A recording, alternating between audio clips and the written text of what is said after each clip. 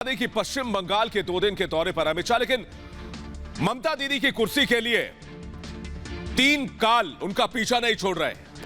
कौन से ये 3 काल और ममता बनर्जी की कुर्सी इन तीनों कालों के चलते कैसे खतरे में आ गई है, इसकी तफसील से बातचीत करेंगे और आपको बताएंगे कि अमित शाह के दौरे से आखिर कैसे बौखला गई है दीदी। अमित शाह ने एक बार फिर दावा किया कि 200 से ज्यादा सीटें बीजेपी जीतने जा रही है। वैसे कई राजनीतिक पंडितों का भी यह मानना है कि बंगाल में मुकाबला कांटे का है और पलड़ा दीदी का भारी दिख रहा है, लेकिन जमीनी हालात इससे अलग नजर आते हैं। आज मैं आपको अमित शाह के दौरे और वहां के ताजा राजनीतिक हालात की एक एक कहानी बताने जा रहा हूं, जिससे आपके दिलो दिमाग में पश्चिम बंगाल के मौजूदा राजनीति की तस्वीर काफी हद तक साफ हो जाएगी। तो मामला यूं है कि बंगाल में दीदी के लिए यह चुनाव आसान नहीं होने वाला है। बस इतना समझ लीजिए कि आग का दरिया है और डूब कर जाना है। लेकिन आप सोच रहे होंगे कि मैं इतने विश्वास के साथ यह बात कैसे कह सकता हूं। दरअसल बंगाल की राजनीतिक इतिहास के पन्नों को जगह पलटेंगे तो आपको एक खास तरह का पैटर्न नजर आएगा। राज्य में शासन की शुरुआत तो कांग्रेस से हुई, लेकिन उसके बाद लेफ्ट आई और उसके बाद दीदी की पार्टी यानी टीएमसी। लेकिन जब 1977 में ज्योति बसु राज्य के मुख्यमंत्री बने, इस समय में बड़ी संख्या में कांग्रेस के कार्यकर्ता लेफ्ट की तरफ शिफ्ट हुए, यानी शामिल हुए, जिससे लेफ्ट पार्टी का किला दिनों दिन मजबूत होता चला गया। आलम यह हुआ कि इसके बाद अगले 34 सालों तक, यानी 2011 तक, राज्य में वामपंथियों को कोई सत्ता से हटा ही नहीं पाया। लेकिन साल 2000 के बाद ममता दीदी धीरे धीरे अपनी जमीन को मजबूत कर रही थी। सबसे बड़ी बात यह थी कि दीदी के बढ़ते कद को देखते हुए लेफ्ट के कार्यकर्ता अब बड़ी संख्या में दीदी की पार्टी की ओर शिफ्ट हो रहे थे, यानी कि उनकी पार्टी में शामिल हो रहे थे। और तब नतीजा यह हुआ कि पिछले 10 सालों में लेफ्ट सिकुड़कर राज्य में हाशिए पर आ गया और दीदी को चुनौती देने वाला कोई नहीं बचा। 2011 में दीदी मुख्यमंत्री बन गई। अब मैंने जो शॉर्टकट में आपको बंगाल की राजनीति की पटकथा बताई, उसमें सबसे अहम बात, मुख्य बात यह है कि जो ममता दीदी ने 10 साल पहले लेफ्ट के साथ किया था और जो लेफ्ट ने कांग्रेस के साथ किया था, वही अब टीएमसी के साथ हो रहा है। इस बार तो सिर्फ कार्यकर्ता ही नहीं, बड़े बड़े नेता दीदी की पार्टी को अलविदा कह रहे हैं। और तो और 10 साल के शासन में दीदी ने अपनी कुर्सी के लिए 3 काल भी खड़े कर लिए, जो अब उनकी ही कुर्सी के पीछे पड़ गए। यानी बंगाल में बैठकर अमित शाह का 200 प्लस का दावा यूं ही नहीं है।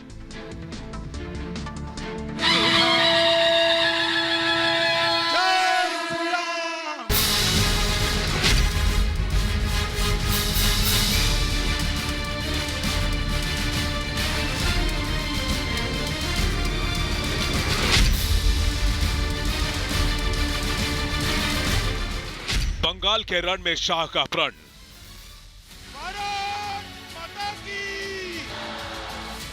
ममता एंड कंपनी पर शाह का प्रहार। बंगाल में चली परिवर्तन की बयार। परिवर्तन यात्रा से बंगाल में परिवर्तन। ये 294 क्षेत्रों से हम तृणमूल कांग्रेस को उखाड़ फेंकेंगे क्या? दीदी के गढ़ में आज एक बार फिर से बीजेपी के चाणक्य ने हुंकार भरी। अमित शाह के बंगाल पहुंचने के बाद एक बार फिर से बंगाल में चुनावी सरगर्मी बढ़ गई है। अमित शाह ने बंगाल के ऐतिहासिक, आध्यात्मिक और राजनीतिक पहलुओं के जरिए बंगाल की जनता को साधने की कोशिश की। जब माहौल चुनावी हो तो अमित शाह ममता बनर्जी पर निशाना साधने से कैसे चूक सकते थे। दक्षिण 24 परगना से बीजेपी की परिवर्तन यात्रा को रवाना करने के बाद शाह ने दीदी पर निशाना साधा।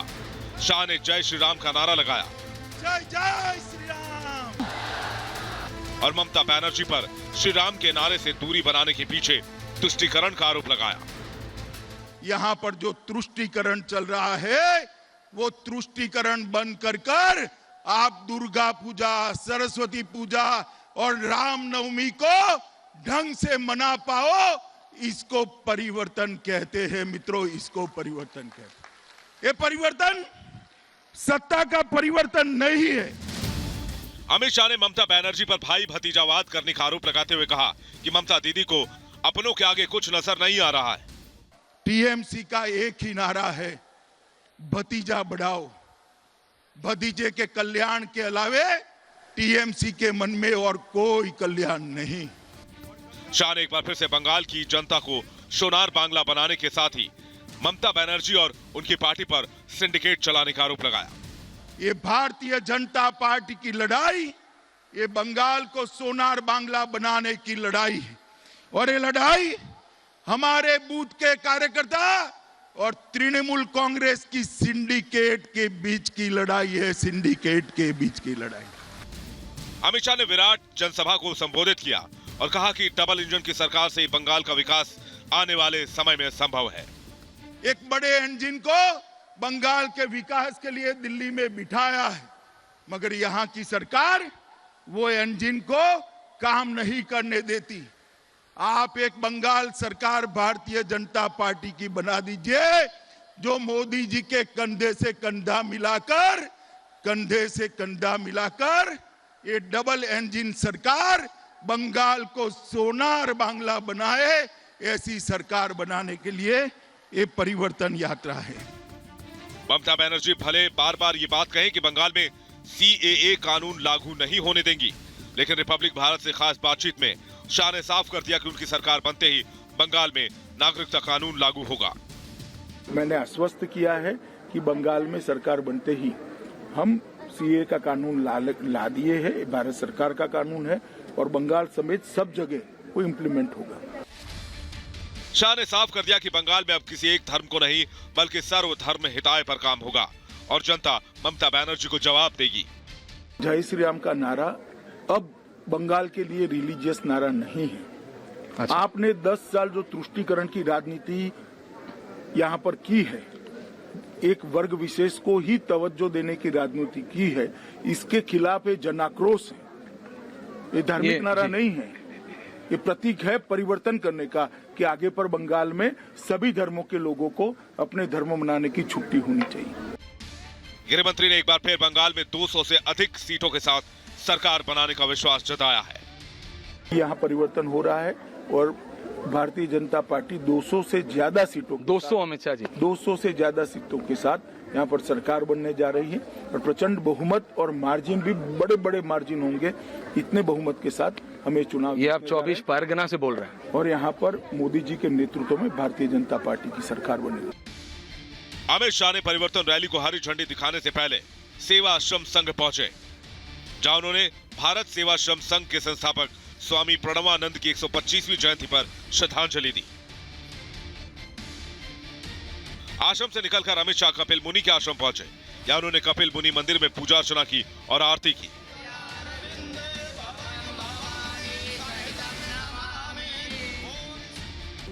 अमित शाह ने यहां संतों की तरफ से भक्ति गीत का आनंद भी लिया। गृह मंत्री शाह तीर्थ स्थल गंगा सागर भी पहुंचे और कुछ देर गंगा किनारे बिताया। नारायणपुर गांव में अमित शाह ने हिंदू शरणार्थी परिवार के घर पर बेहद सादे तरीके से और सादगी के साथ भोजन किया। शाह के साथ बंगाल बीजेपी प्रदेश अध्यक्ष दिलीप घोष और कैलाश विजयवर्गीय और मुकुल रॉय भी मौजूद थे।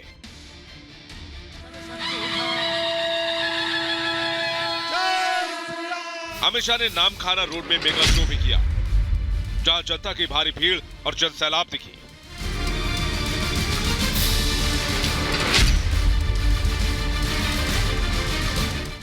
देर शाम अमित शाह कोलकाता के औरबिंदो भवन पहुंचे, जहां फ्रीडम फाइटर यात्रा को हरी झंडी दिखाई। बंगाल में चुनाव को गिनती के दिन बचे हैं, ऐसे में बीजेपी ने ममता का किला जीतने के लिए पूरी ताकत लगा दी है। परिवर्तन यात्रा के जरिए बंगाल में बीजेपी का सत्ता परिवर्तन का लक्ष्य है। Bureau report, Republic Bharat. दीदी आज फिर बहुत तनाव में होंगी। दरअसल बीजेपी के चाणक्य अमित शाह 2 दिन के दौरे पर बंगाल में मौजूद हैं। तो फिर ममता दीदी चैन की सांस कैसे ले सकती हैं और वो भी तब जब दीदी को अपनी ही कुर्सी के 3-3 काल सामने दिख रहे हो। बंगाल की शेरनी अब चाहे जितनी भी कोशिश कर लें, आरोपों की शक्ल में ये तीनों काल उनकी कुर्सी का पीछा नहीं छोड़ेंगे। ये ऐसे राजनीतिक आरोप हैं जो दीदी के राजनीतिक संभावनाओं पर पानी फेर सकते हैं। लगातार तीसरी बार सत्ता की चाबी के सपने को तार तार कर सकते हैं। इसलिए जानना बेहद जरूरी है कि वो कौन से ऐसे आरोप हैं जो ममता बनर्जी की कुर्सी के लिए काल साबित हो सकते हैं। सत्ता की उनकी कुर्सी के सभी पाए भी डगमगा सकते हैं। राज्य की सबसे बड़ी कुर्सी के हाथों उनके हाथों से पसीना छूट सकता है। दीदी ने भी अपनी कुर्सी पर इस मंडरा रहे संकट को अभी से भांप लिया है, क्योंकि इन्हीं आरोपों को ममता पर जड़कर बीजेपी तेजी से राजनीतिक जमीन तैयार कर रही है और सबसे बड़ी चुनौती बनकर भी उभरी है। जिसमें सबसे पहला आरोप बताता हूं आपको। ममता पर भाई भतीजावाद का आरोप है, जिसने बीजेपी जैसे विरोधी दलों को कई राजनीतिक मौके थमा दिए हैं। जैसे टीएमसी में जनाधार वाले वरिष्ठ नेताओं में असंतोष को हवा, दीदी की पार्टी में बगावत को हवा। दरअसल 23 साल पहले ममता बनर्जी की अगुवाई में टीएमसी के गठन के बाद कई नेताओं ने भी पार्टी को अपनी मेहनत से सींचा, यानी कि अपने बलबूते पर खड़ा किया। कई चुनाव में टीएमसी की जीत की पटकथा लिखी, लेकिन अचानक 2014 की चुनाव के बाद दीदी के भतीजे अभिषेक बनर्जी की एंट्री होती है।